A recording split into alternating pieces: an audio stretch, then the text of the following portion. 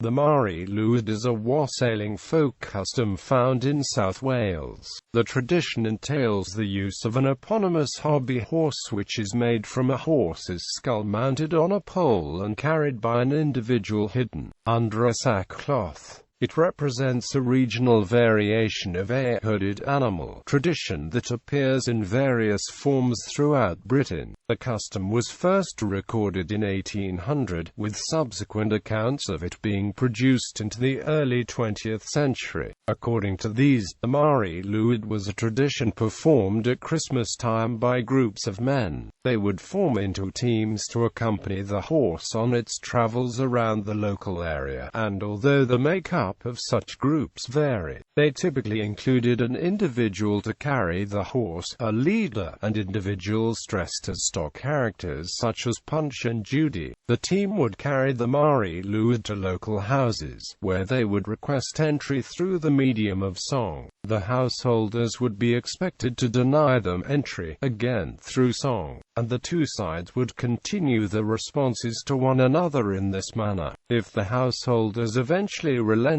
then the team would be permitted entry and given food and drink. Although the custom was given various names, it was best known as the Mari Lwyd. The etymology of this term remains the subject of academic debate. The folklorist South believed that the term meant Holy Mary, and thus was a reference to the Virgin Mary, while fellow folklorist E.C. Court thought it more likely that the term had originally meant grey mare, thus referring to the head's equine appearance. A number of earlier folklorists to examine the topic, such as Peter Ellen Ettlinger, believed that the tradition had once been a pre-Christian religious rite, although scholarly support for this interpretation has declined amid a lack of supporting evidence. Although the tradition declined in the early to mid-20th century, in part due to opposition from some local Christian clergy and changing social conditions, it was revived in new forms in the mid to latter part of the century. The tradition has also inspired various artistic depictions, appearing, for instance, in the work of the painter Clive Hicks Jenkins and the poet Vernon Watkins. Description: the Mari Lwyd itself consists of a horse's skull that is decorated with ribbons and affixed to a pole. To the back of the skull is attached a white sheet, which drapes down to conceal both the pole and the individual carrying this device. On occasion, the horse's head was represented not by a skull but was instead made from wood or even paper. In some instances, the horse's jaw was able to open and close as a result of string or lever attached to it, and there are accounts of pieces of glass being affixed into the eye sockets of some examples representing eyes. An observer of the tradition as it was performed at Llanginwyd during the 19th century noted that preparation for the activity was a communal event, with many locals involving themselves in the decorating of the Mari Lwyd. The Mari Lwyd custom was performed during winter festivities, specifically around the dates of Christmas and New Year. However, the precise date on which the custom was performed varied between villages, and in a number of cases the custom was carried out for several consecutive nights. There is a unique example provided by an account from Gower in which the head was kept buried throughout the year, only being dug up for use during the Christmas period. The custom used to begin at dusk and often lasted late into the night. The Mari Lwyd party consisted of 4 to 7 men, who often had colored ribbons and rosettes attached to their clothes and sometimes wore a broad sash around the waist. There was usually a smartly dressed leader who carried staff, stick, or whip, and sometimes other stock characters, such as the Merrymen, who played music, and Punch and Judy with blackened faces horses are often brightly dressed. Punch carried a long metal poker and Judy had a besom. The Mari Lwyd party would approach a house and sing a song in which they requested admittance. The inhabitants of the house would then offer excuses for why the team could not enter. The party would sing a second verse, and a debate between the two sides, known as the PWNCO, would continue until the house's inhabitants ran out of ideas, at which time they were obliged to allow the party entry and to provide them with ale and food. An account from Llangaru described such a performance, in which the Punch and Judy characters would cause a noise, with Punch tapping the ground to the rhythm of the music and rapping on the door with a poker, while Judy brushed the ground, house walls, and windows with a broom. The householders had to make Punch promise that he would not touch the fireplace before he entered the building. Otherwise, it was the local custom that before he left he would rake out the fire with his poker. In the case from Llangaru, however, there was no interplay between the householders and troupe, but rather the latter were typically granted entry automatically after singing the first verse of the song. Once inside, the entertainment continued with the Mari Lwyd running around neighing and snapping its jaws, creating havoc, frightening children while the leader pretended to try to restrain it. The merrymen played music and entertained the householders. The folklorist Pete believed that in recorded examples from Glamorganshire it was apparent that the Mari Lwyd custom had become indistinguishable for the practice of wassailing, although added that there were still some examples of wassailing that did not involve the Mari Lwyd. He added that links between Mari Lwyd and wassailing were also apparent from recorded examples in other parts of Wales, thus opining that Mari Lwyd represented a variant of the wider wassailing custom that was found throughout Britain. The Mari Lwyd was part of a wider hooded animal tradition that the folklorist Court identified as existing in different forms in various parts of Britain. Features common to these customs were the use of a hobby horse, the performance at Christmas time, a song, a spoken statement requesting payment, and the use of a team who included a man dressed in women's clothing. A related example is the hoodening custom of East Kent in southeastern England.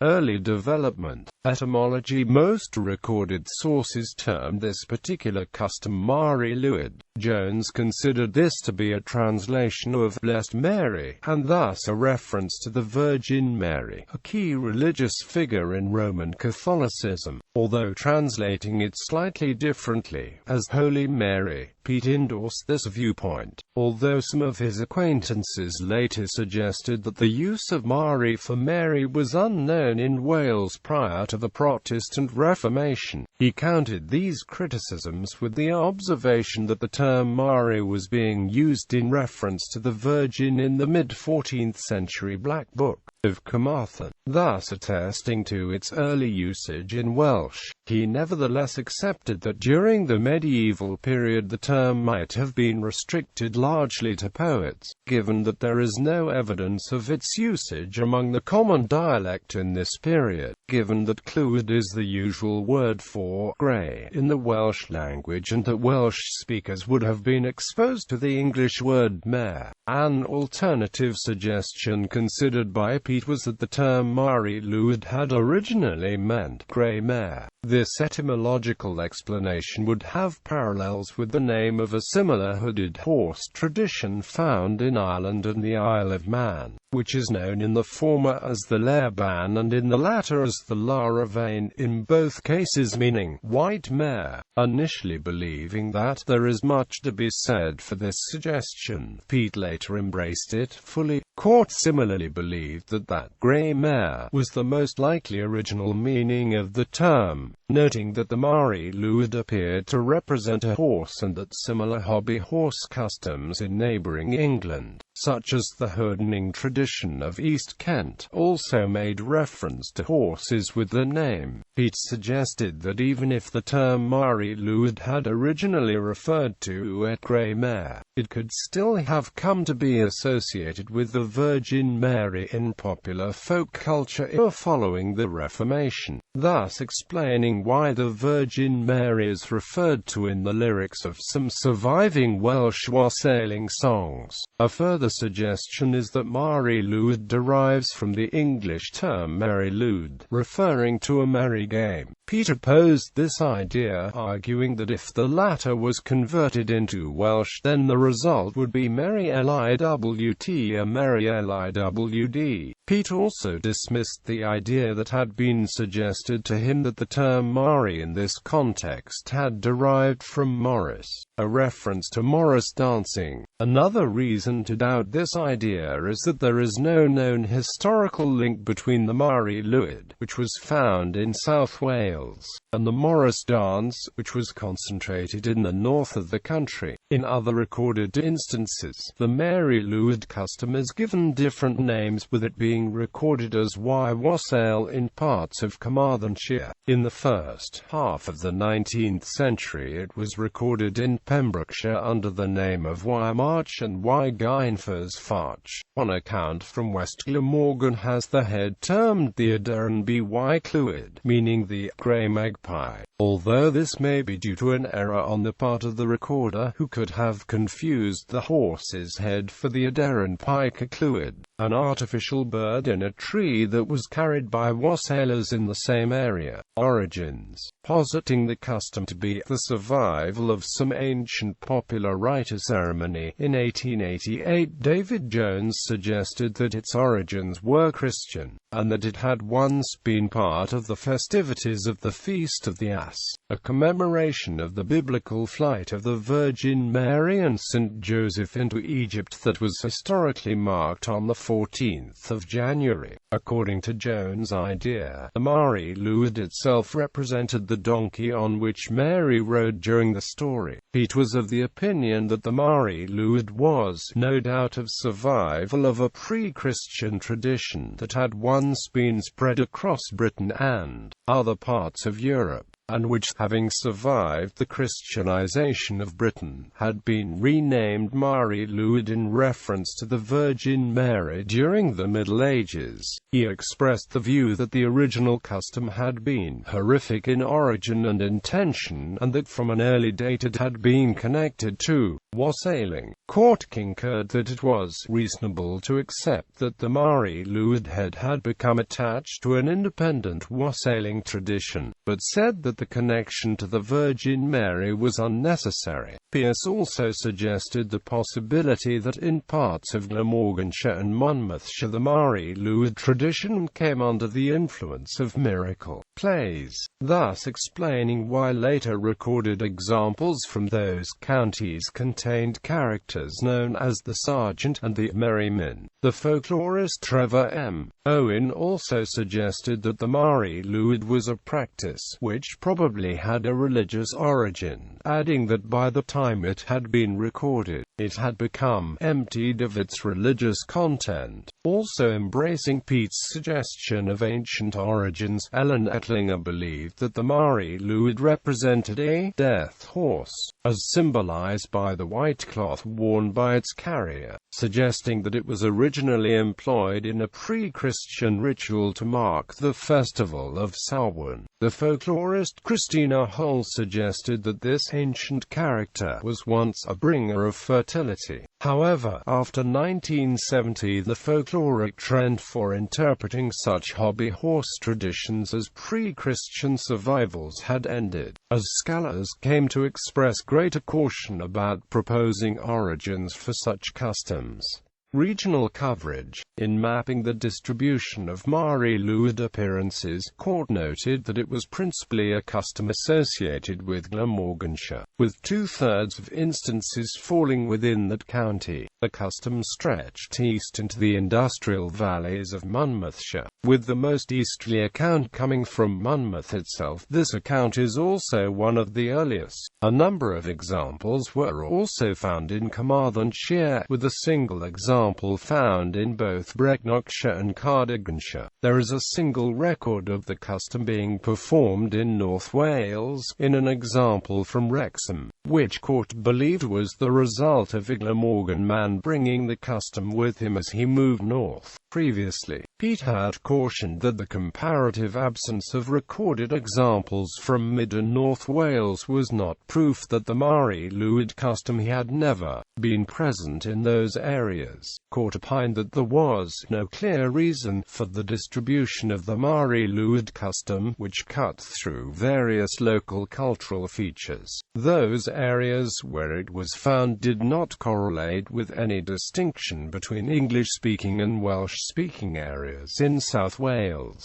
He acknowledged, however, that there was a reasonable correspondence between the areas in which the Mari Lwyd was recorded and the areas which were used for mineral production in the 14th century. He therefore suggested the possibility that it might have been performed by coal and iron miners in western Glamorganshire, Carmarthenshire, and western Monmouthshire, and that from there it could have spread into those villages where goods were manufactured using those minerals. Recorded appearances. 18th and 19th centuries. The earliest published account of the Mari Lwyd appeared in 1800 in J. Evans's A Tour Through Part of North Wales in the year 1798, and at other times. Although the book itself focused on North Wales, the chapter in which the passage was included discussed the language and customs of Wales more generally.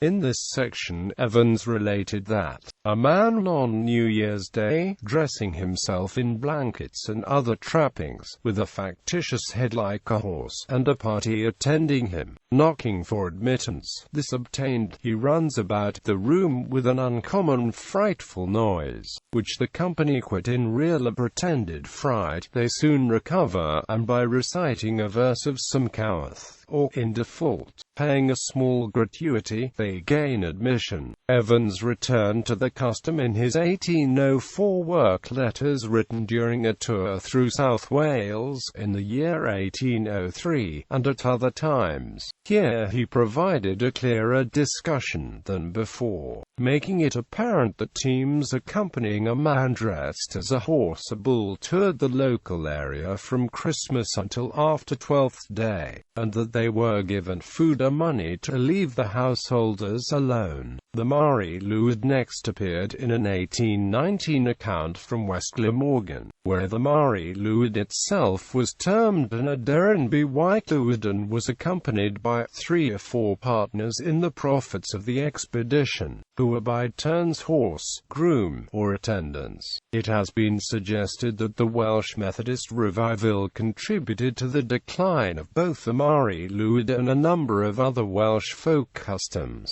In 1802, the harpist Edward Jones of Merioneth published a book in which he lamented the destructive impact that Christian preachers were having on Welsh folk customs, which they were criticizing as sinful. In his view, the consequence is Wales, which was formerly one of the merriest and happiest countries in the world, is now becoming one of the dullest. Reflecting such a view, in 1852 the Reverend William Roberts, a Baptist minister at Blaenau Gwent, condemned the Mari Lwyd and other related customs as a mixture of old pagan and popish ceremonies.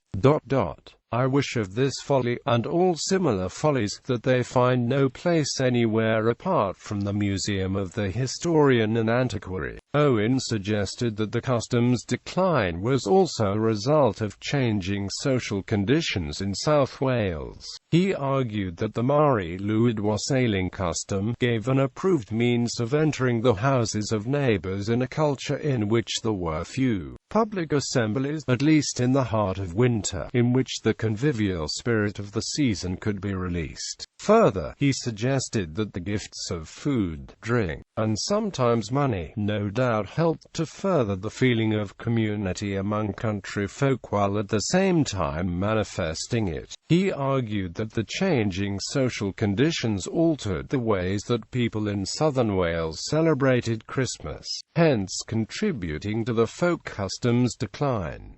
20th Century Revival. In a 1935 article on the subject of the Mari Lwyd, Pete stated that the tradition is still met with. It is practiced in the Cardiff district, Bridgend, Llanginwyd, Neath and other Glamorgan districts. He highlighted an example from Christmas Eve 1934, in which a Mari Lwyd was observed performing alongside at least 12 singers in a chemist's shop in the Mumbles, Swansea. Ettlinger subsequently expressed the view that Dr. Pete deserved the sincerest gratitude of all folklore students for having so valiantly penetrated the mysteries surrounding the Mari Lwyd. The historian Ronald Hutton stated that the Mari Lwyd tradition appeared to have become defunct in the early 20th century. In the middle of that century it was revived in Llanginwyd. In 1967, Lois Blake published a letter in the journal English Dance and Song in which she noted that the Mari Lwyd appeared each Christmas Eve at the Barley Mow Inn at Graig Penllyn, near Cowbridge, where a man named John Williams had kept the custom alive for the past 60 years. Blake also explained that she believed that the custom was still performed at several villages in the Maesteg area of Glamorgan. During the 1970s, Holt commented that the tradition was still found in Glamorganshire and Carmarthenshire. During the 1980s, further revived forms of the Mari Lwyd tradition emerged in Caerphilly, Llantrys and St Fagans,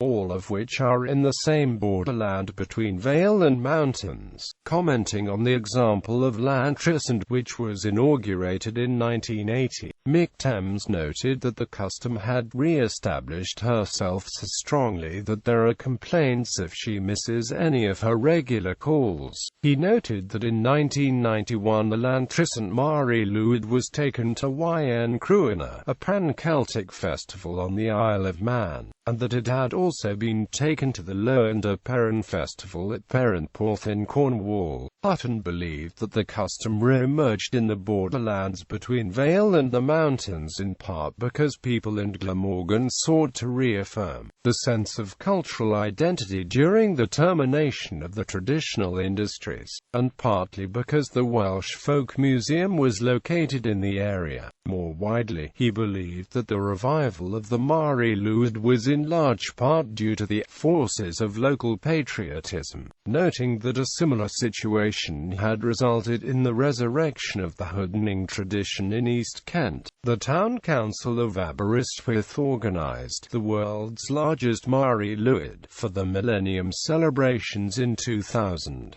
A mixture of the Mari Lwyd and wassail customs occurs in the border town of Chepstow, South Wales, every January. A band of English wassailers meet with the local Welsh border Morris side, the Widders, on the bridge in Chepstow. In culture, the Mari Lwyd has prompted responses from the arts in Wales. The poet Vernon Watkins published his Ballad of the Mari Lwyd in 1941. The Archbishop of Canterbury Rowan Williams has written that this, one of the outstanding poems of the century, draws together the folk ritual of the New Year, the Christian Eucharist, the uneasy frontier between living and dead, so as to present a model of what poetry itself is, frontier work between death and life. Old Year and New, bread and body. The Mari Lwyd was utilized by the artist Clive Hicks Jenkins in a series of drawings from around 2000 that focused on a metamorphosing horseman as a nightmarish harbinger of his father's death. Katrina Urquhart wrote a sequence of poems titled The Mare's Tale, which were published alongside Hicks Jenkins' images in 2001. In her 1977 novel, Silver on the Tree, the author Susan Coop included an appearance from the Mari Lwyd. Related Welsh customs.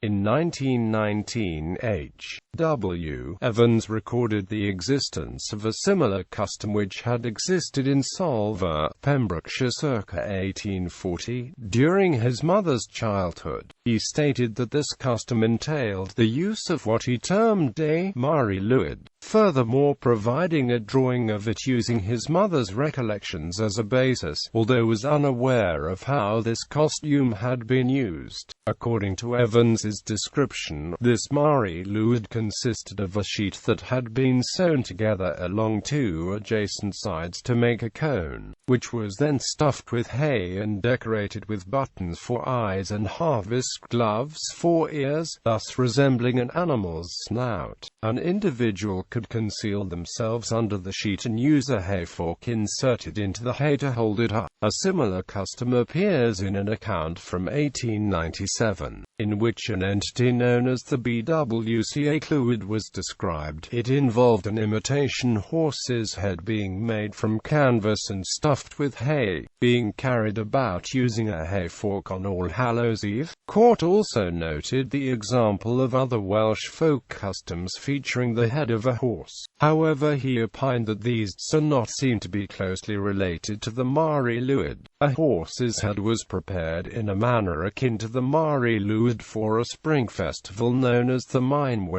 Winter, which took place in Pembrokeshire circa 1820.